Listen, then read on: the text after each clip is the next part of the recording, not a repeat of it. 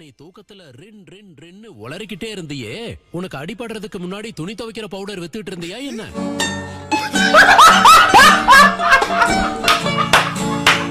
சில சமயம் நீ முட்டாள் முட்டாள் முட்டாள்னு சொல்லிட்டு இருந்த, அதுவும் முட்டாள் ககாஷின்னு சொன்ன. அடிக்கடி இவன் இப்படிதான் எதையாவது உளறிக்கிட்டே இருப்பான். முட்டாள் ககாஷினா என்ன தெரியல, பேசாம அவன்கிட்டயே கேட்டு பார்க்கலாம்.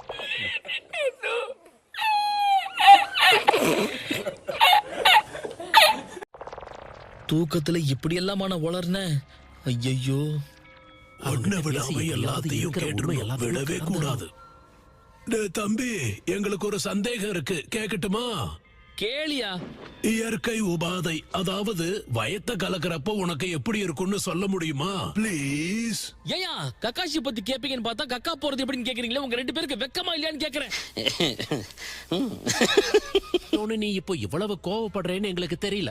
அந்த ரின்ன பத்தியும் கக்காஷிய பத்தியும் நாங்க அப்புறமா கேட்டு தெரிஞ்சுக்கிறோம். முக்கியமா இந்த சுருள் மண்டைய இருக்கானே, இவனுக்கெல்லாம் கக்கா போக வழியே கிடையாது. இருந்தாலும் ஆர்வத்தை பத்தியா உன்கிட்ட சொல்ல முடியாதுடா.